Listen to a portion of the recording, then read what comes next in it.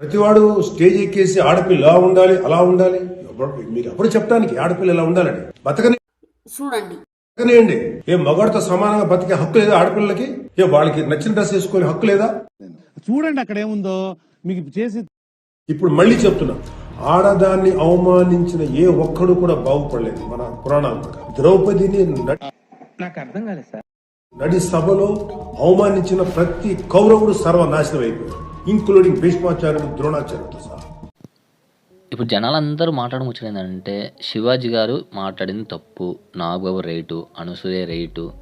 వాళ్ళకి ఒక మాట అడగాలనుకుంటున్నా భయ్య. ఇప్పుడు డ్రెస్సింగ్ అనేది వాళ్ళ యొక్క ఇష్టం, ఒప్పుకుంటాం కరెక్టే. కానీ నేను బికినీలు వేసుకుంటా, నైటీలు వేసుకుంటా అంటే మీ ఇష్టం ఉన్నట్టు వేసుకోండి, ఎవరొద్దన్నారు. కానీ దానికి దీనికి లింక్ ఏంటో నాకు ఇప్పుడు అర్థం కావట్లేదు. శివాజీ గారు అన్న తప్పేముందో నాకు ఇప్పుడు అర్థం కావట్లేదు భయ్య. నిజంగా చెప్పాలంటే ఆయన బట్టలు వేసుకోమని చెప్పేసి అన్నా కానీ తిరగంటారా ఇప్పుకొని తిరగండి అని చెప్పేసి ఏం అనలేదు కదా.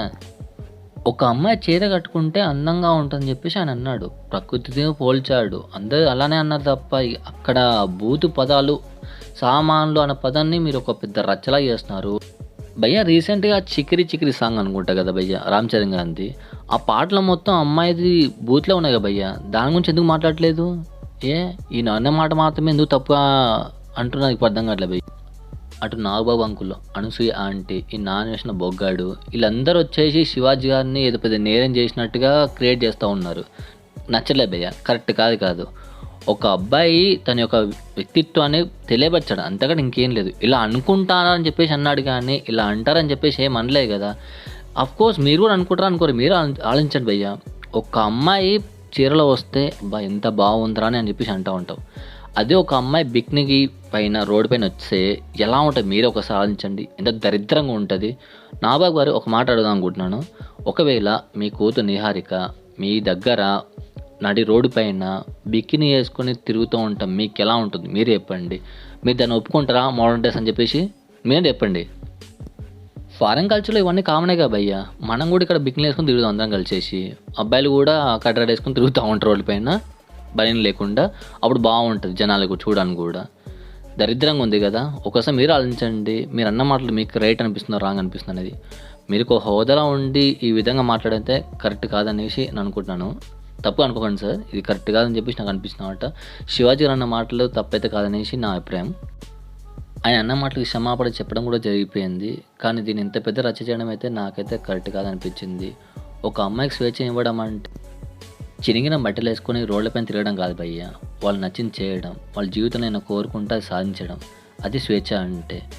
ఒక నడి రోడ్డు పైన ఒక అమ్మాయి ఇస్తుందంటే చాలామంది ఒక రకరకాలు చూస్తూ ఉంటారు భయ్య. వాళ్ళ యొక్క వేషధాన్ని బట్టి కూడా మారుతూ ఉంటుంది, వాళ్ళ యొక్క డ్రెస్సింగ్స్ బట్టి కూడా జనంలో ఒక మార్పు ఉంటుంది. ఎందుకంటే మన ఇండియా కల్చర్ లాంటిది. బయట దేశం వాళ్ళు మన దేశానికి రెస్పెక్ట్ ఇస్తున్నారంటే కారణం ఏంటి భయ్య? మన యొక్క కల్చరే కదా. ఆ కల్చర్ని పాడేదామని ఎందుకు అనుకుంటున్నారు భయ్య? అంటే మోడర్న్ డ్రెస్ వేస్తేనే స్వేచ్ఛ ఉన్నట్ట, ఇంకా లేసుకుంటే ఇక లేనట్టే నా అర్థం. అత్యాచారం జరిగేది డ్రెస్సింగ్ వల్ల కూడా కాదు భయ్య.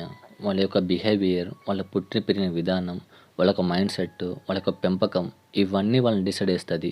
అంతేగాని ఇప్పుడు దీనివల్ల జరుగుతుందని చెప్పేసి అనుకోవడం కరెక్ట్ కాదు. డ్రెస్సింగ్ అలా ఉంట కూడా జనం యొక్క మైండ్ సెట్ మారుతా భయ్య. చిన్న పిల్లల్ని కూడా చెడిపోయే విధంగా తయారు చేస్తూ ఉన్నారు.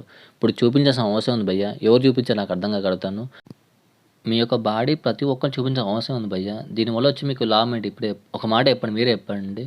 మీకు కట్టుకున్న భర్తకి చూపించండి, అయిపోతుంది, అది బాగుంటుంది. కానీ మీ యొక్క అందాన్ని నాలుగుల మధ్య ఉన్న వ్యక్తికి మాత్రం చూపించండి, అది మీ భర్తకి.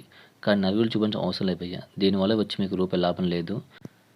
మన దేశాన్ని ఎలా డెవలప్మెంట్ చేయాలో ఆలోచించకుండా ఇలా డ్రెస్సింగ్ గురించి మనం మాట్లాడుకోవడం చాలా దరిద్రంగా ఉందైతే నాకు అనిపిస్తుంది భయ్య.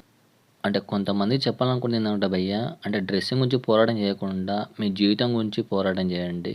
ఓ జీవితంలో ఒక సక్సెస్ అనేది సాధించిన తర్వాత ఇవన్నీ పనికిరావు అన్నమాట. అంటే వాళ్ళకి టైంపాస్ కోసానికి ఇవన్నీ మాట్లాడుకుంటారేమో కానీ మీ యొక్క జీవితం మీ గురించి మాత్రం ఆలోచించుకోండి. డ్రెస్సింగ్ గురించి పోరాడకుండా మీ జీవితంలో సక్సెస్ గురించి మాత్రం ఆలోచించండి. మీ జీవితాలు బాగుపడుతూ ఉంటాయి. నేను ఇంతకన్నా ఏం చెప్పలేను అనుకుంటున్నాను. Thanks for watching. జై హింద్.